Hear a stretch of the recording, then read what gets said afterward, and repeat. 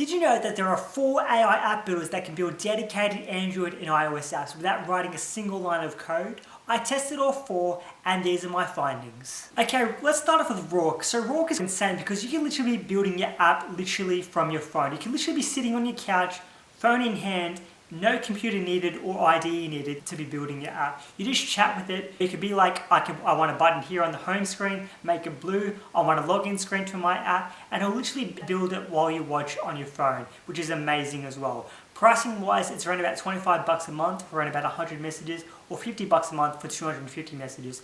But each time you ask the prompts, it counts as one message. So you just can't keep spamming it with prompts every time. You actually have to think about what you're asking when you're prompting it, when you're building with Rourke.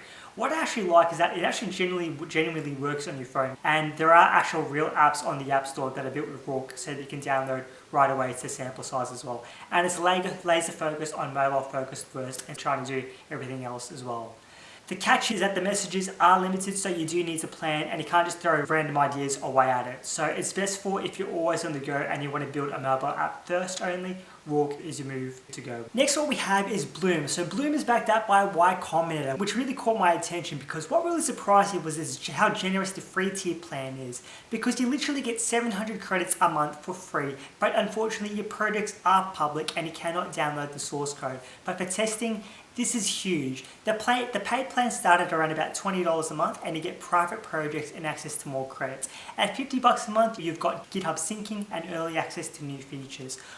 When I was trying out Bloom, I found the interface to be really pretty and it felt really modern and approachable in a way that other AI app builders just didn't really quite match. But if you're on a paid plan, you can also export your app to the App Store as well, which is also another amazing bonus as well.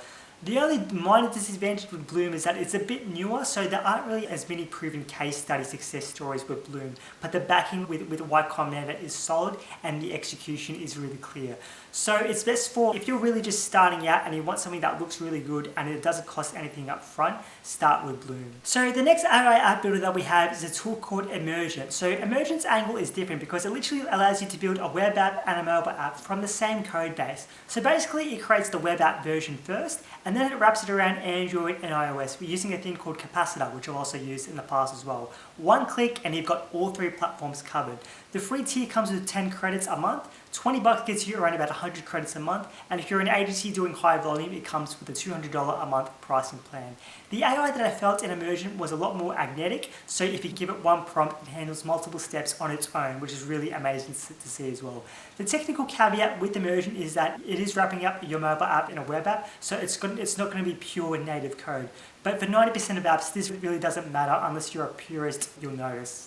So Emergent is really best if you're launching a web app and a mobile app and you absolutely don't want to deal with separate code bases for a web app and a mobile. And the last AI app builder that I tested out was a tool called Dreamflow. So this was the fastest one that I tested because the real-time preview is like instant. You literally type in something and it appears immediately. So the free tier gives you 10 credits a month, $20 allows you to deploy native apps, and web deployment is free on any plan, and the prompts cost around about 2 to 3 credits each. So the free tier actually goes further than you think. But what made it stand out was its real-time preview that's genuinely instant. It supports Firebase and Superbase for your backend databases, and there's drag and drop editing as well with Webflow as well. And the interface is sleek as hell, which I really liked as well. So you can also build a to-do app of around about 2.5 credits as well that I tested out as well. But the downside is that the free tier plan only deploys to the web. If you want native apps in the app stores, you're unfortunately going to have to pay for the paid plan.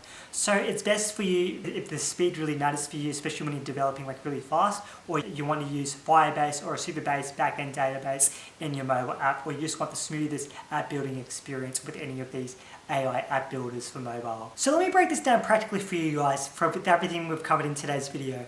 Pick Rourke if you literally want to build your app from your phone and you're always going to be aiming for a mobile first app. Pick Bloom if you're just starting out and if you want generous free credits to experiment and you value good design. Pick Emergent if you need both a web app and a mobile app and you refuse to maintain separate code bases. And also, you can pick Dreamflow if your speed is everything for development and you need backend flexibility with Firebase or Superbase. My honest recommendation, if you're starting out as a complete beginner, start it with Bloom's free tier just to learn how things work. And if you realize that you need both a web app and a mobile app, then you can switch to Immersion. But if speed and back-end options matter more, then I would highly recommend to go with Dreamflow or Rook if you decide to go there as well. They're all legitimate tools and they all come with their pros and different price points. Just pick based on how they actually work, not which one has the flashiest marketing and the one that works well for you the most. But the bottom line is that any of these 4 AI app builders that we've talked about today that are dedicated for creating Android and iOS apps can get your app in the App Store. And if that is what you're looking for and you need help doing so, either by utilizing one of these AI app builders or building your app from the ground up, I can help you out with that. What I would invite you to do is to click on the link below to book in a call with me to discuss how I can personally help you bring your app idea to life in the shortest amount of time possible. Whether we use an AI app builder or develop from the ground up, I can help you out with that. So click on that link to book in that call. Again, thank you for watching today's video. If this video has helped you out a lot, don't forget to subscribe and I'll see you in the next video.